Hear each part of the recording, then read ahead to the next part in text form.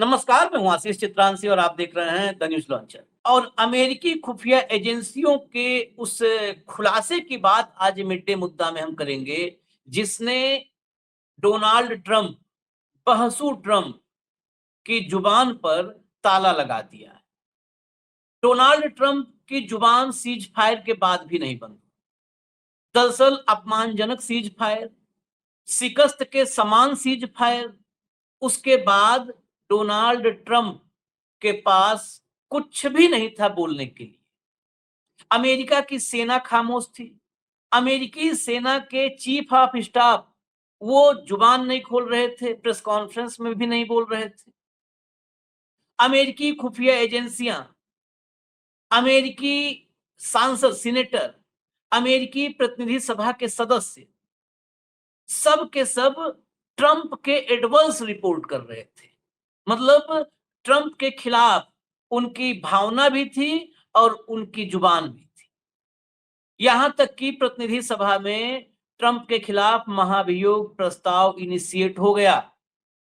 सीनेटरों ने मोर्चा खोल दिया, लेकिन ट्रंप का जो कहते हैं ना कि वो नुकसान की भरपाई करने की कोशिश वो जारी रही, क्योंकि मध्यावधि चुनाव होने। सीज फायर के बाद जो वार्ता पाकिस्तान में हो रही है, अब तो वार्ता शुरू हो चुकी है, उस वार्ता में भी ट्रंप की जुबान खलल डालने वाली रही। ट्रंप ने कहा, ईरान को हमने जिंदा इसलिए छोड़ा है कि वो वार्ता कर सके। आप बताइए, कोई एक शांति समझौते के लिए बातचीत करने के लिए टेबल पर बैठा है और उसमें एक पक्ष कहता है कि हमने जिंदा इसलिए छोड़ा है कि दूसरा पक्ष बातचीत कर पाए, नहीं तो हम मार दिए होते। ये इतनी लंबी लंबी बातें, इतनी बड़ी बड़ी बातें जब ट्रंप कर रहे थे, तो ईरान की खुफिया एजेंसियों ने एक रिपोर्ट और दी।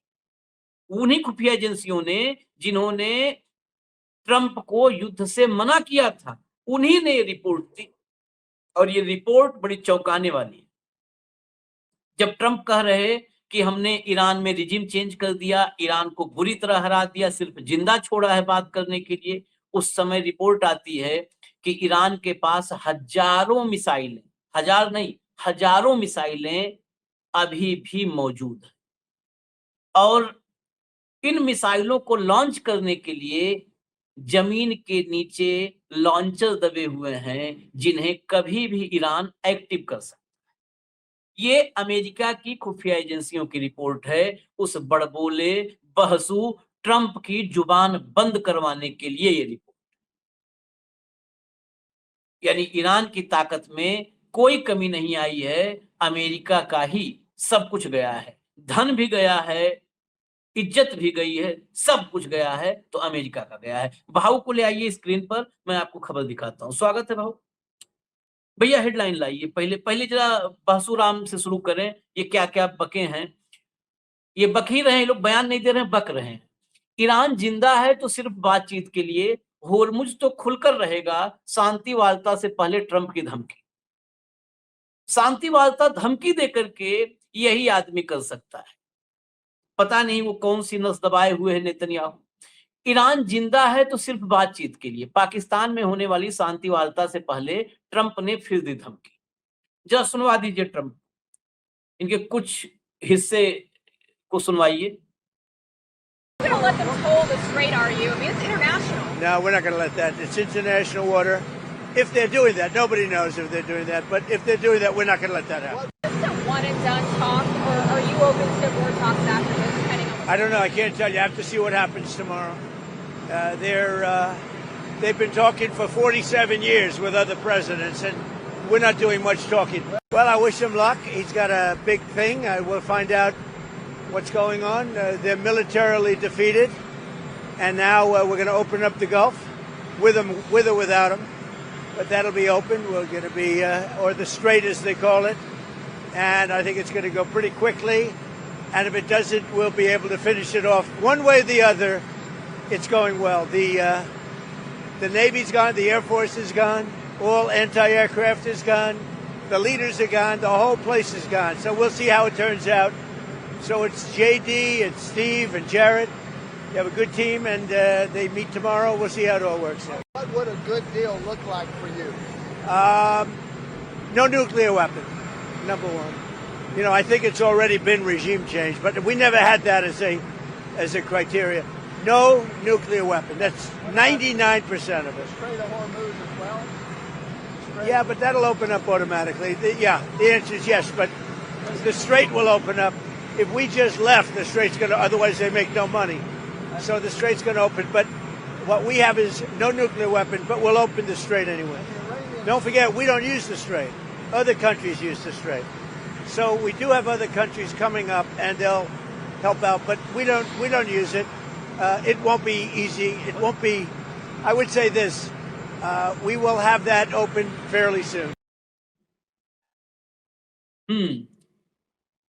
आप कम से कम 40 दिन के युद्ध में 48 बार ये बात सुन चुके होंगे और फिर सुन रहे हैं। हमने एयरफोर्स खत्म कर दी, हमने नेवी खत्म कर दी, हमने उनके पास सारे एयरक्राफ्ट खत्म कर दिए, हमने उनकी पूरी लीडरशिप खत्म कर दी, हमने उनकी ताकत खत्म कर दी, हमने जो है उनको पराजित कर दिया, उनको बुरी तरह हरा दिया, सब कुछ खत्म कर दिया। उसके बाद सब कुछ खत्म करने के बाद ये नीतीश कुमार, अब आजकल मुझे हर आदमी में नीतीश कुमार झलकता है। सब कुछ खत्म करने के बाद इनका आखिरी सपना था कि जो भी ईरान सल्ते रखेगा उसके सामने घुटने टेक देंगे। सब कुछ इन्होंने ईरान को हरा दिया, तबाह कर दिया। फिर ईरान के 10 पॉइंट पर इन्होंने सहमति दी और कहा कि हाँ आओ अब बातचीत करते हैं। सब खत्म करने के बाद कहे बातचीत करते हैं, और जब बातचीत होने लगी तो फिर वही शुरू हो गया बड़बोलापन। लेकिन इसके जवाब में ईरान ने क्या, देखिए फर्क देखिए दोनों की डिप्लोमेसी में।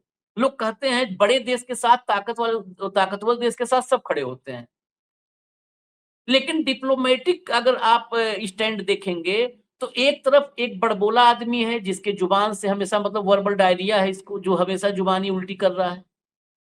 दूसरी तरफ डिप्लोमेसी देखिए, कल अयातुल्ला अली खामिनेई के उत्तराधिकारी, उनके पुत्र मुस्तफा खामिनेई का जो है स्टेटमेंट आया था, और आज जब शांति वार्ता शुरू हो रहा है, उससे पहले, उस वार्ता के शुरू होने से पहले ईरान से जो जहाज आया, उस जहाज की जरा तस्वीर दिखाइएगा।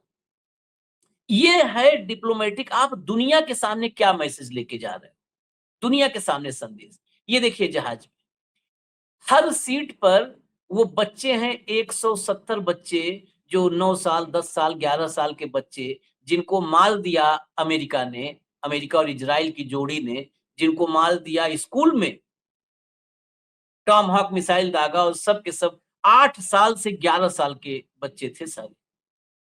उन 170 बच्चों की फोटो, उनके खून से लथपथ बैग जो बसते थे, वो एक सीट पर जहाज में रखा है, और दुनिया ये देख रही है। आज अगर स्पेन कह रहा है कि हम ईरान में दूतावास खोलेंगे, तो ये है वो डिप्लोमेसी जिसकी वजह से स्पेन ये कह रहा है, और वो स्पेन कह रहा है कि पूरा यूरोपियन यूनियन इजराइल के खिलाफ खड़ा होगा। मतलब वो सिर्फ अपना नहीं, पूरे यूरोपियन यूनियन की तरफ से ये बात कह रहा है। ये डिप्लोमेसी है। ये गालिबाफ जो वहां पर मुख्य वार्ताकार हैं, लीड कर रहे हैं, गालिबाफ जो ईरान की संसद के स्पीकर हैं, वो खुद इस पोस्ट को उन्होंने किया, और एक उस पर लगाते हुए आंखों में आंसू। और ये दुनिया के सामने फर्क देखिए। पहले मैं यहीं पर फिर आऊंगा इंटेलिजेंस रिपोर्ट पर, पहला सवाल यहीं पर इंटेलिजेंस रिपोर्ट, इसके बाद जोड़ेंगे। भाऊ, दोनों के डिप्लोमेसी में लोग कहते हैं बहुत डिप्लोमेसी तगड़ी है अमेरिका की, ये डिप्लोमेसी तगड़ी है, या कहते हैं ना कि जबरा मारे रोवेन दे वाला हाल, हम लोग का कहावत है कि ताकतवर है तो जिसको मन होता है मारता है, रोने नहीं देता है, पकड़ के रखता है। और कुछ लोग ऐसे होते हैं जो खुद ही सरेंडर कर जाते हैं, 56 इंच की छाती वाले लोग होते हैं, सरेंडर कर जाते हैं, खुद ही लौट जाते हैं पाँव में। डिप्लोमेसी देखिए दोनों की, उसकी जुबान बदजुबानी, बदतमीजी, और इधर देखिए सिंपल से एक तस्वीर, विजुअल। आशीष जी, डिप्लोमेसी उसे कहते हैं कि जो आप अपने संबंधों को, आप अपने बाकी विश्व के तमाम देशों के संबंधों को यूज करते हुए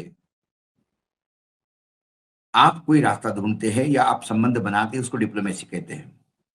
ताकत के भरोसे कि इंडिया अमेरिका है the strongest army, we can do anything, ये डिप्लोमेसी नहीं है। वेनेजुएला में जो हुआ वो डिप्लोमेसी नहीं है। आपने ताकत के भरोसे टेरिफ वॉर छेड़ दिया, सारे दुनिया पे टेरिफ लाद दिया, जिसको चाहे कंसेशन दिए, ये डिप्लोमेसी नहीं है। आपने रशियन पे सैंक्शन लगाए, ये डिप्लोमेसी नहीं है। आपने ईरान पे जबरिया हमला किया और ईरान पे कब्जा करना चाहते हैं। आपने इराक पे जबरिया हमला किया केमिकल वेपन्स के नाम पे और वहां पे पूरे तेल कुएं पे कब्जा कर लिया, ये डिप्लोमेसी नहीं है। डिप्लोमेसी इसे नहीं कहते। डिप्लोमेसी ईरान की है। कल हमने आपका एक प्रोग्राम में डिस्कस भी किया था कि जो सुप्रीम कमांडर है ईरान के, उन्होंने जो पूरे मिडिल ईस्ट के देशों को जो मैसेज दिया है, उसे डिप्लोमेसी कहते हैं। आज वो आए हैं बातचीत के लिए, लेकिन बातचीत के लिए आए हैं तो ये दुनिया को दिखा दे रहे हैं कि हम बातचीत के लिए आए हैं, लेकिन हम साथ में क्या लाए। हम बातचीत करने के पहले बैठे हैं तो हम क्या खोया है हमने, हम यहाँ इसका भी तो हिसाब करेंगे ना। हमारे यहाँ बच्चे स्कूल छोटी स्कूल गोइंग बच्चियां 5, 6, 7 साल की बच्चियों को मार डाला, 170 बच्चों को मार डाला। और वॉर क्राइम है जो अमेरिका ने किया, ये प्रूव हो गया है। आप गलती से बोले, कुछ भी बोले, लेकिन हुआ तो है। उसको वो भूले नहीं, इसीलिए वो साथ में लेके आ रहे हैं कि हम कितने आहत देश है जो नेगोशिएशन के लिए आए। ये कह के तो उन्होंने पूरे विश्व का दिल जीत लिया। वो तो नेगोशिएशन के लिए आ रहे हैं, चलो ठीक है, लेकिन क्या आप नेगोशिएशन करना चाहते हैं? ट्रंप ने नेगोशिएशन तो करना चाहता था, इसलिए पाकिस्तान को मैसेज दिया। पाकिस्तान ने ईरान का 10 पॉइंट का प्रपोजल दिया, वो प्रपोजल इन्होंने एक्सेप्ट किया। इसलिए उन्होंने कहा था कि इस प्रपोजल पे पॉजिटिव बात हो रही है, इसके लिए 2 सप्ताह का हम सीज फायर करेंगे, क्योंकि कॉन्क्रीट रिपोर्ट पे लाना है। लेकिन जैसे ये सीज फायर के लिए तैयार हो गए, इजराइल ने फिर डंडा किया और अमेरिका ने पूरा ओंधे मुंह गिर गया, और अमेरिका फिर चाहे उलूल जुलूल बात करने लगा। हाँ। उलूल जुलूल बात करने लगा। ये आदमी की हार्मोज पे क्या है, आज बोल रहा है कि हम हार्मोज खोलेंगे कैसा भी करके, ईरान चाहे नहीं चाहे। कुछ दिन पहले बोल रहा था कि हार्मोज को हमारे को लेना देना ही नहीं है।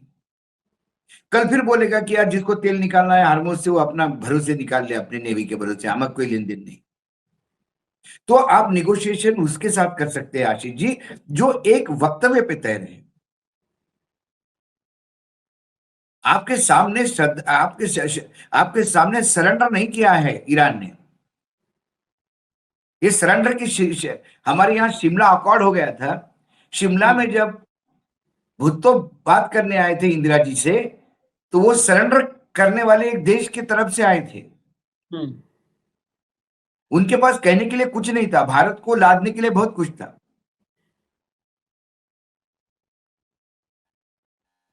वो सरेंडर करने आए थे, वो निगोशिएशन अलग होती है।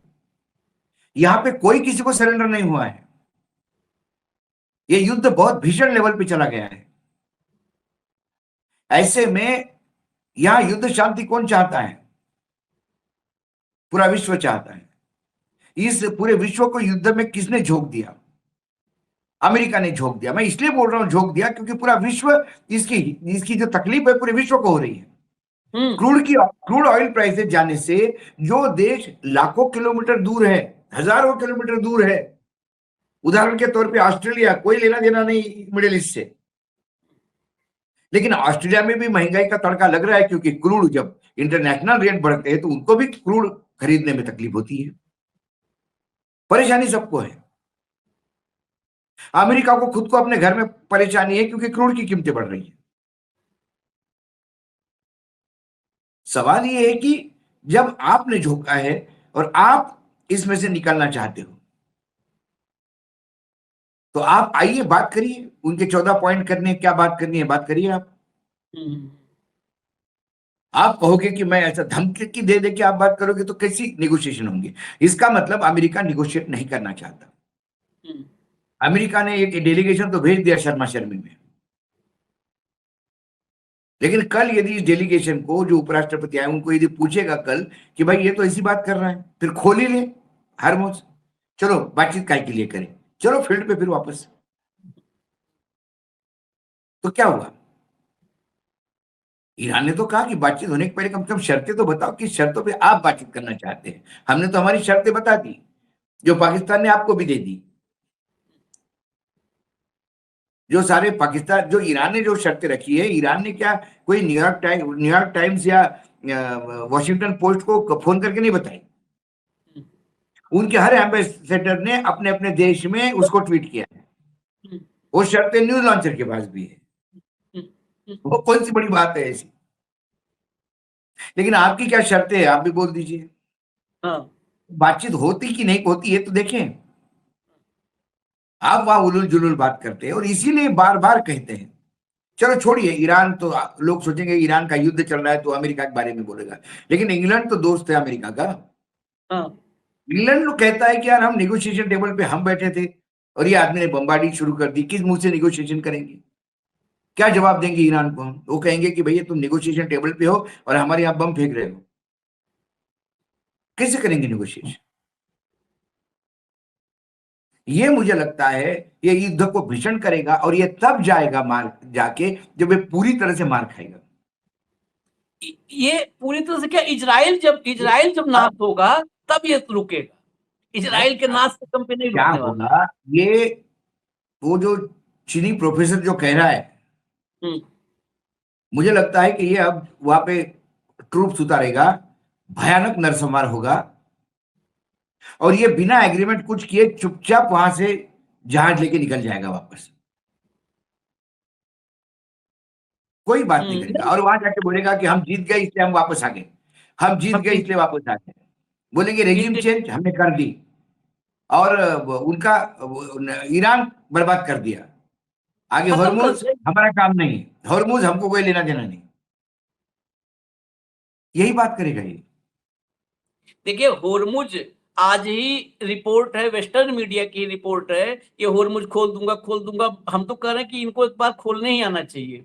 होर्मुज में अब तो ईरान भी होर्मुज खोलने के लिए वक्त ले रहा है। वजह यह है कि जो माइंस उसने बिछाई थी, वो माइंस अब तलाशनी पड़ रही है हटाने के लिए, और तमाम तो वाटर समुद्री नहरों में वाटर दाएं में बाएं हो गए। हाँ, वाटर में और जमीनी माइंस में प्रॉब्लम होता है। हाँ, वाटर में फ्लोटिंग माइंस होती है, वो हाँ, पोजीशन चेंज कर सकती है। हम्म, लेकिन आपको पता है कि यहाँ रखिए तो इसका एक 100 मीटर के दायरे में ही आपको मिलेगी, कितनी नंबर तो पता है आपको, ताकि आप जब डी माइनिंग करेंगे वहां से, तो यदि आपने 500 माइंस वहां डाली है तो कम से कम 500 तो निकालेंगे आप बाहर। 450 निकाली तो 500 तलाशोगे कहाँ है, हाँ। होगा तो सही। तो नहीं, उनकी अच्छा, ये ईरान ने पहले भी कहा था, ईरान ने जब सीज फायर को वेलकम किया था, वो पत्र देखिए आप, पत्र में क्या कहा उन्होंने। उस पत्र की आखिरी 2 लाइन देखिए, पत्र की आखिरी 2 लाइन उन्होंने कहा कि हम होर्मुज खोलेंगे लेकिन वो आर्मी के कंट्रोल में रहेगा और टेक्निकली थोड़ा सा उसमें इशू रहेगा। हाँ, उस दिन भी हमने डिस्कस किया था, टेक्निकल इशू ये रहेगा कि पहले होर्मुज से 250 जहाज रोज निकलते थे, अब वो 250 जहाज निकल नहीं पाएंगे। अभी 1-1, 2-2, 3-3, 4-4, 5-5 निकलते हैं, हो सकता है 20-25 निकले, लेकिन एक तयशुदा रूट से निकलेंगे। आपका जब तक एग्रीमेंट पूरा नहीं होगा तब तक डीमाइनिंग कौन करेगा? ईरान मूर्ख है, आज डीमाइनिंग हाँ, करेगा, फिर कल माइनिंग करेगा, फिर डीमाइनिंग करेगा, फिर माइनिंग करेगा, यही बचा काम उसके पास। आप कुछ कॉन्क्रीट सॉल्यूशन पे तो आइए। आप तो ये यहाँ हर और आधे घंटे बाद आप वक्त में बदलते हैं आपका। भैया ये ऑफिशियल विजुअल है, हिजबुल्लाह ने जारी किया है। ये हिजबुल्लाह की तरफ से जारी आधिकारिक विजुअल, जरा इसको सबसे पहले देखिए। हिजबुल्लाह ने इजराइल के महत्वपूर्ण ठिकानों पर हमले का वीडियो जारी किया है। ये फुटेज जारी करके उसने दावा किया है कि मिस्मार हकारमेल बेस है। ये मिस्मार हकारमेल बेस हाइफा के दक्षिण में है। एयर डिफेंस का जो है ये ठिकाना है इजराइल का। इस पर बड़ा अटैक किया है मिस्मार हकारमेल बेस पे। इसके अलावा दूसरा टारगेट बनाया है हाइफा नेवल बेस को। और ये देखिए लॉन्चिंग, देखिए करीब से अगर विजुअल शुरू से देखेंगे, लॉन्चिंग देखिए जबरदस्त, मतलब जो मिसाइलें ये तमाम लोगों को लगता था कि ये हल्के फुल्के रॉकेट उड़ाने वाले ही केवल हैं, यहाँ पर भी मिसाइलें देखिए और इन मिसाइलों पर अयातुल्ला अली खामनेई की फोटो लगा लगा करके और अब दागना शुरू किया। देखिए लॉन्चर पर ये मिसाइल है, आपको नजर आ रही होगी। यानी ये हिजबुल्लाह को भी हल्के में लेना कि हिजबुल्लाह खाली रॉकेट उड़ाएगा, कंधे से ही उसके पास दागने के लिए है, उसके जो जमीन पर लॉन्चर है वो नष्ट हो चुके हैं। कई बार ये आईडीएफ कहती ना हमने नष्ट कर दिया, ये लोग तो रोज नष्ट कर देते हैं। अभी भी उसके लॉन्चर्स देखिए कितने तगड़े लॉन्चर्स हैं जो मिसाइल लॉन्च कर रहे हैं, और हाइफा नेवल बेस और एयर बेस, जो एयर डिफेंस बेस, दोनों पर बड़ा धमाका किया है। वहां के जो आयरन डोम को तो छलनी बना दिया था पहले ही ईरान ने, तो और काम आसान हो गया है। इसके साथ ही यमन का अभी एक ट्वीट मैंने दिया था, वो ट्वीट भी अगर दिखा देंगे तो अच्छा होगा। यमन का आप हूती उसको समझिए तब ज्यादा क्लियर होगा। हूती ने बिल्कुल साफ शब्दों में कहा है, देखिए breaking, a senior Yemen's Ansarullah official warn that attacks on Israel will resume if strikes against Lebanon continue.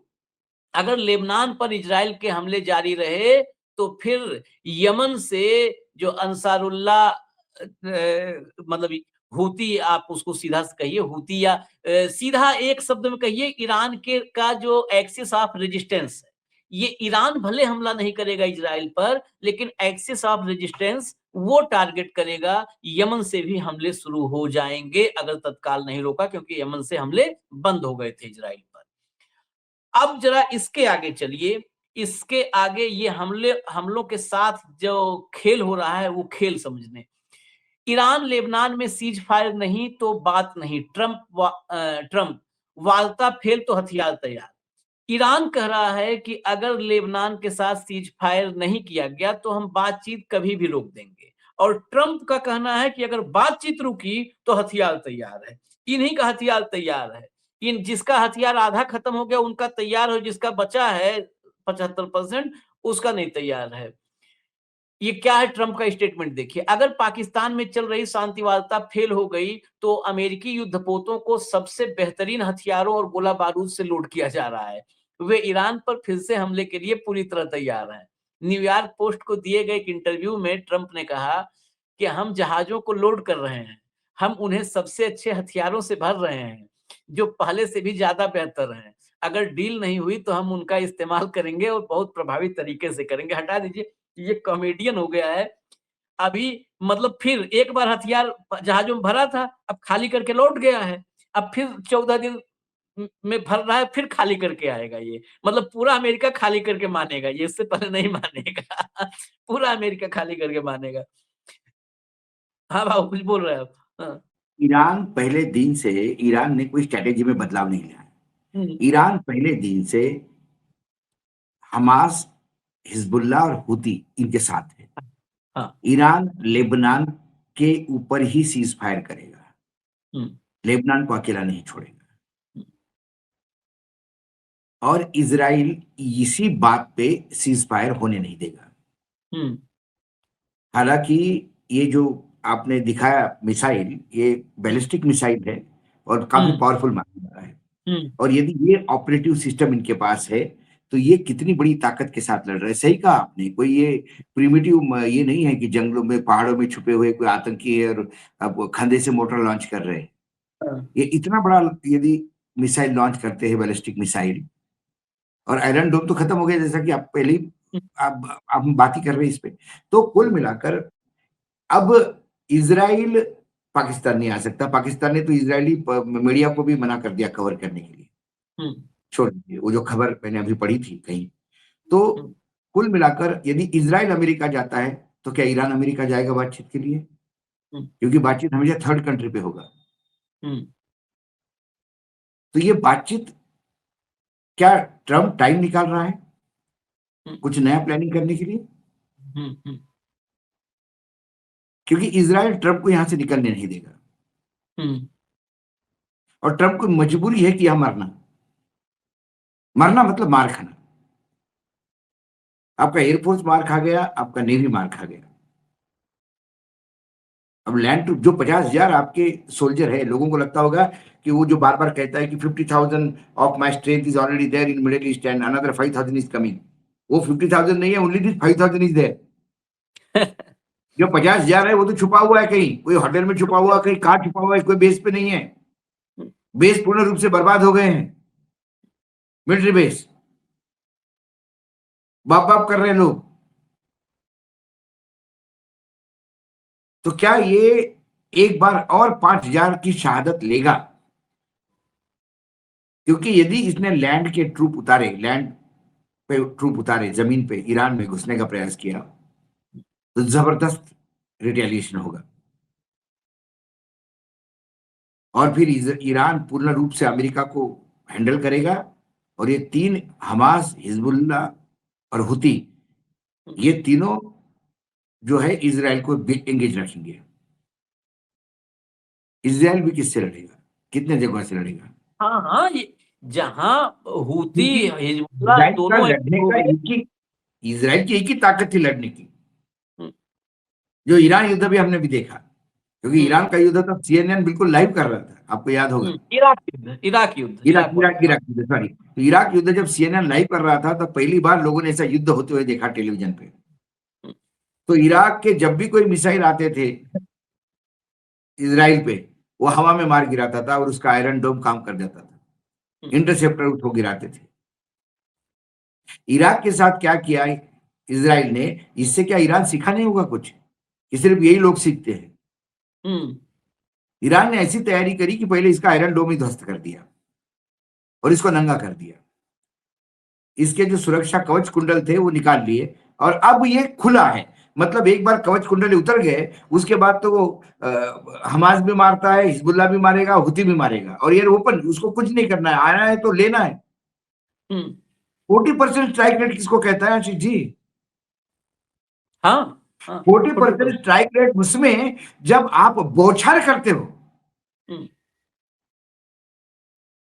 बौछार करने पे 40% स्ट्राइक रेट मतलब मरने का काम है। इसीलिए तो तेल अवीव जो है बिल्कुल खंडर हो चुका है। लेकिन इस हमले के बाद जो देखिए, दोनों अपने अपने देश में फंसे हैं। अमेरिका अपने देश में फंसा है क्योंकि उसको लगता है कि मुझे कुछ तो बताने के लिए चाहिए देश के सामने कि मैं ये लेके आया, मार खा के नहीं आया। और नेतन्याहू को जेल में नहीं जाना है, हाँ, इसलिए पूरे इजराइल को बर्बाद कर रहे हैं। वो पूरे अमेरिका का गुडविल स्टेक पे लगा कि अमेरिका की जितनी बेइज्जती कर रहा है, वो शायद ही कभी बेइज्जती हुई होगी अमेरिका की। तो ये जो वार्ता ईरान में होगी, वार्ता अमेरिका में होगी, ये वार्ता नहीं होगी। तो ईरान कहेगा अमेरिका में क्यों वार्ता ईरान में करो। कम से कम ईरान का रिकॉर्ड तो है, जो अपनी जबान दी तो जबान पे रहता है। नहीं, अमेरिका वाली वार्ता में तो बहुत पेच है। लाइए जरा खबर, लाइए आगे चलिए जरा खबर में। ये देखिए, 300 मौतों के बाद अब होगी बातचीत। लेबनान पर हमलों के बीच इजराइल का यू टर्न। जरा चलिए, यू टर्न क्या है, अंदर आइए खबर के। लेबनान पर इजराइल के हालिया हमलों के कुछ ही दिनों बाद दोनों देशों के बीच बातचीत की तैयारी हो रही है। बता दें कि सीज फायर की घोषणा के बाद से लेबनान पर हुए इजरायली हमले में 300 से ज्यादा लोगों की मौत हो गई थी और 1000 से अधिक लोग घायल हुए थे। एएफपी की जो है रिपोर्ट है, ये एएफपी की रिपोर्ट के मुताबिक अगले हफ्ते अमेरिका में इजराइल और लेबनान के बीच अहम बातचीत होगी। तारीख भी तय हो गई, हम बता दे रहा हूँ, 14 तारीख। अमेरिका के विदेश विभाग के अनुसार इस बातचीत में युद्ध विराम और मौजूदा हालात पर चर्चा होगी ताकि तनाव को कम करने का रास्ता निकाला जा सके। आगे चलिए जरा। ये 14 को बातचीत लेबनान और इजराइल में। इजराइल के प्रधानमंत्री बेंजामिन नेतन्याहू ने कहा है कि उन्होंने लेबनान के साथ जल्द से जल्द सीधे बातचीत के लिए मंजूरी दे दी है। उन्होंने ये भी साफ किया कि इस बातचीत का मुख्य मुद्दा हिजबुल्लाह को निशस्त्र करना होगा। हालांकि उन्होंने यह भी कहा कि लेबनान में हिजबुल्लाह के खिलाफ सैन्य कार्रवाई जारी रहेगी। अब देखिए कैसा शांति वार्ता कैसी होगी। हिजबुल्लाह के नेता अली फैयाद ने इजराइल के साथ किसी भी तरह की बातचीत को सिरे से खारिज कर दिया है। उन्होंने कहा, लेबनान किसी भी सीधे बातचीत को स्वीकार नहीं करेगा। सबसे पहले इजराइल को हमले रोकने होंगे और सेना को पीछे हटाना होगा। लेबनान को युद्ध विराम में शामिल किया गया था या नहीं, यह बड़ा विवाद बन चुका है। इजराइल और अमेरिका का कहना है कि लेबनान इस समझौते का हिस्सा नहीं था, जबकि ईरान और पाकिस्तान का कहना है कि लेबनान को शामिल किया गया था। इस बीच इजराइल ने लेबनान में हिजबुल्लाह के ठिकानों पर हमले जारी रखे हैं। सेना का आईडीएफ का कहना है कि उन्होंने हिजबुल्लाह से जुड़े लॉन्च साइट्स को निशाना बनाया है। लॉन्च साइट्स वही जिनसे अभी मिसाइल दागने का मैं लेटेस्ट वीडियो, ऑफिशियल वीडियो दिखाया, उन्हीं साइट्स को निशाना बना रहे हैं। अब जरा वो विजुअल दिखाइए, लेबनान का विजुअल। लेबनान के लोग शांति वार्ता चाहते कि नहीं चाहते हैं, मौत बरस रही है मिसाइल के रूप में इजरायली, लेकिन ये देखिए, ये लेबनान है और लेबनान की में बेरूत में लोग सड़कों पर हैं। इसके खिलाफ की शांति वार्ता हमें नहीं चाहिए। People of Lebanon to the streets of Beirut in solidarity with the resistance and to protest against the Lebanese government's negotiations with the Zionist enemy. ये जियोनिस्ट एनिमी के साथ किसी भी तरह की लेबनीज सरकार के नेगोशिएशन के खिलाफ राजधानी की सड़कों पर ये स्थिति है लेबनान में। इनसे लड़ना, बार बार कह रहा हूं कि इस युद्ध में हथियार तो दिखे ही दिखे हैं, लेकिन हथियारों के साथ एक जो जज्बा नजर आया है वो बहुत सारे युद्धों में नहीं नजर आया था। इस युद्ध जो में यहाँ आशीष जी एक बात और कह दी, जो वेस्टर्न मीडिया का जो एक प्रोपेगेंडा अभियान चलता है कि हाँ। ईरान में लोग विरोध में हैं, हाँ, लेबनान में लोग हिजबुल्लाह के विरोध में हैं, कहीं हुती के विरोध में हैं। लेकिन ये यदि आज लेबनान के बेरूत में यदि लोग सड़कों पे रहे सरकार के रवैये के खिलाफ, इसका मतलब वो हिजबुल्लाह के साथ है। ईरान में यदि जनाजे में 7-7 लाख लोग निकलते हैं दिन में और करोड़ों लोग पुल और इंफ्रास्ट्रक्चर के वहां पे जाके शहादत के लिए खड़े हो जाते हैं, तो इसका मतलब उस रिजिम के साथ लोग हैं। तो ये वेस्टर्न मीडिया का प्रोपेगेंडा जो बिल्कुल भारत जैसे देश में बिल्कुल इजीली खपत होती है उसकी, वो सब एक्सपोज हो गए हैं। ईरान में खेमेनी के साथ लोग हैं, ये बिल्कुल रेखांकित हो गया है 10 बार। लेबनान का आज बेरूत की भीड़ जो बताती है वो ये सब हिजबुल्लाह के साथ है और इजराइल के विरोध में है। अच्छा, लेबनान एक अलग ही तरह का देश है। लेबनान जो है वहां पर टारगेट करने का मकसद, लेबनान सोचिए इस्लामिक कंट्री जितनी है या मिडिल ईस्ट में, वहां का ढांचा और लेबनान का ढांचा सबसे अलग है और उसको ये टारगेट कर रहा है। बड़ा मतलब आइडियल सा ढांचा है। लेबनान में राष्ट्रपति क्रिश्चियन होता है, ईसाई। प्रधानमंत्री वहां का सुन्नी मुसलमान होता है और स्पीकर की पोस्ट बड़ी महत्वपूर्ण है, जिससे भी गलीबाफ आए हैं, ईरान की संसद के स्पीकर शिया मुसलमान होता है। उस देश को तबाह करने में लगे हुए हैं। बताइए, ईसाई वहां पर राष्ट्रपति ईसाई, ये ढांचा ही ऐसा बनाया है लेबनान ने। बहुत मतलब अद्भुत सा है कि ईसाई राष्ट्रपति, सुन्नी मुसलमान प्रधानमंत्री और शिया स्पीकर, सभी को अकोमोडेट किया है। सब। और उस देश में हिजबुल्लाह जो है रेजिस्टेंस ग्रुप के रूप में, ये हिजबुल्लाह पूरा का पूरा बेसिकली अगर कहा जाए तो लेबनान में जो आम जन है वो समानांतर एक सरकार ये हिजबुल्लाह चलाता है। आम लोगों का साथ हिजबुल्लाह के साथ है, मानसिक रूप से जुड़े हुए हैं। इधर लेबनान की स्थिति और लेबनान में इजराइल की स्थिति और इजराइल की पाकिस्तान में स्थिति, ये सब जब हम चर्चा करते हैं सारा जोड़ के करते हैं। जरा अगली हेडलाइन लाइए। सब एक दूसरे को निपटाते हैं। हाँ, इजराइल हमारे, ये हेडलाइन भी देखिए महत्वपूर्ण है, इजराइल हमारे और हम इजरायलियों के रडार पर। बड़ा स्पष्ट है, इजराइल हमारे रडार पर है और हम इजरायलियों के रडार पर है। पाकिस्तानी एक्सपर्ट का दावा, छिड़ सकती है एक नई लड़ाई। ये नई लड़ाई छिड़ने की बात सुनकर ही आजकल युद्ध के माहौल में भय जो है का वो बन जाता है।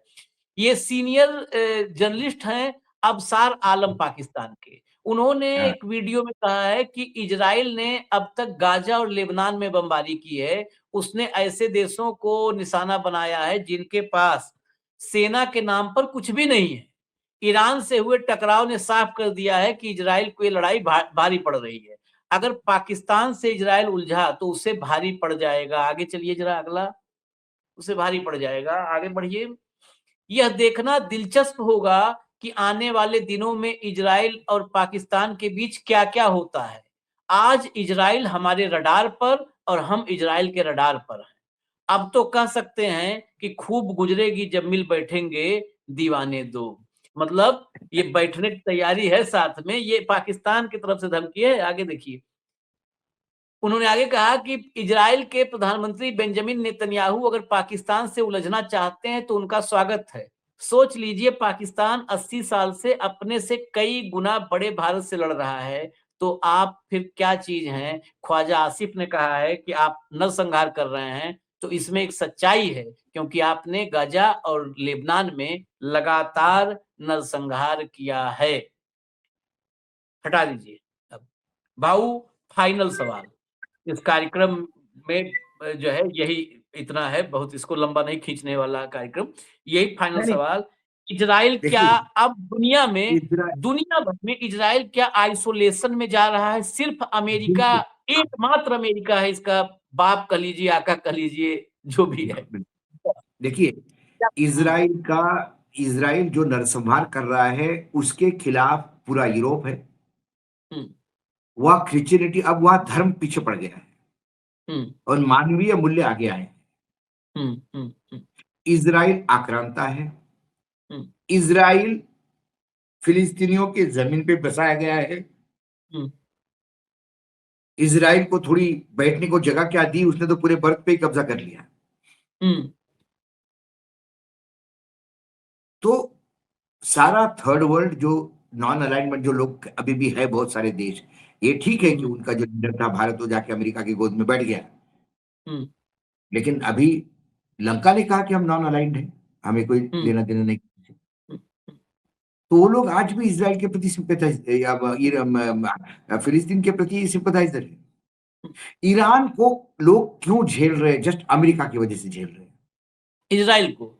इसराइल को। और इसराइल को झेलना इसलिए भी पड़ रहा है, अमेरिका की भी मजबूरी है कि अमेरिका में सारे फाइनेंशियल इंस्टीट्यूट जूस के हाथ में है, सारी मेजर बैंक जूस के हाथ में है, बड़े बड़े फाइनेंशियल हाउसेस जूस के हाथ में है। मुझे लगता है कहीं अमेरिका में धर्म युद्ध नहीं छिड़ जाए इनके खिलाफ, कि तुम्हारी वजह से हमें परेशानी हो रही है।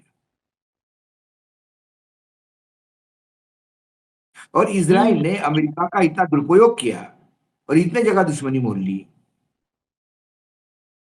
अब सपोज पाकिस्तान यदि युद्ध करता है तो क्या भारत पाकिस्तान के खिलाफ युद्ध करेगा इसराइल को बचाने के लिए? अब करना तो नहीं चाहिए, नहीं, लेकिन क्यों? फादरलैंड बोल के आए हैं। फादरलैंड बोल दिया तो बेटा जाएगा बचाने, हो सकता है। 100 रुपए का मेडल बहुत बड़ा लगता है उनको, गले में डाल के घूम रहे और पूरा विश्व हंस रहा है।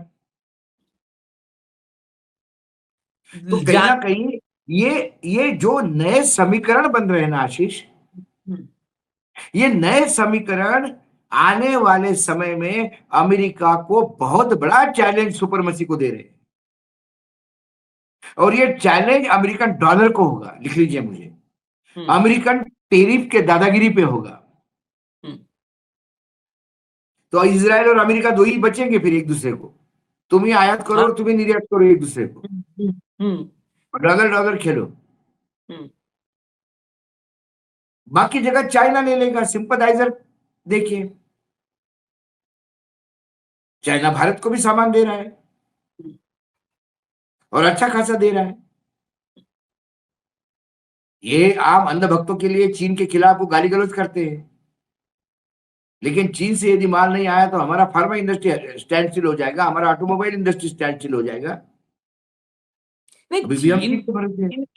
चीन की तो ऐसी दुनिया भर में उसने अपनी ऐसी इंपॉर्टेंस बना ली है ना कि उसको आप पसंद करो चाहे ना पसंद करो, चाहो या ना चाहो। जब आप पॉलिटिकल जब आप एनालिसिस करते हैं आशीष जी, तब ये नहीं देखा जाता है कि हम भारतवासी है तो भारत कितनी भी गलती करे तो हम बोलेंगे नहीं नहीं उसने सही करा, ऐसा नहीं होता ना। गलती अपने देश की हमने उजागर करेंगे तो कौन करेगा?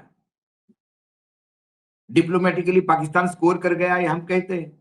डिप्लोमेटिकली ईरान तो सुपीरियर साबित हुआ अमेरिका और सब लोगों से, ये दिखता है आंखों के सामने। नहीं, पाकिस्तान स्कोर करके इसमें मिलिट्री स्ट्रेंथ में आज पूरे एशिया में यदि कोई ताकतवर बन के उभरा है तो ईरान बन के उभरा है। कौन अमेरिका से लड़ने की हिम्मत करता है, मुझे बताइए। पाकिस्तान के बाद आज पाकिस्तान इजराइल को धमका रहा है ना कि तुमको मारेंगे, घुस के मारेंगे। पाकिस्तान जिस कंडीशन में था 2014 से पहले, 14 के बाद तो मोदी जी ने एकदम उसको पाताल में पहुंचा दिया। 14 से पहले पाकिस्तान दुनिया में अछूत हो गया था। बिल्कुल, पाकिस्तान ग्रे लिस्ट से भी बाहर आ गया, ग्रे लिस्ट में था, IMF की ग्रे लिस्ट में था, आतंकवाद का अड्डा दुनिया भर के देश कहते थे, भारत में आके अमेरिकी राष्ट्रपति कहता था, धमकाता था। आज मतलब एक समय था जब एक कमजोर प्रधानमंत्री था, बस देश 2 लाइन समझ ले इस बात को, इस देश में बहुत कमजोर प्रधानमंत्री था मोदी जी के हिसाब से, कम बोलने वाला प्रधानमंत्री डॉक्टर मनमोहन सिंह थे।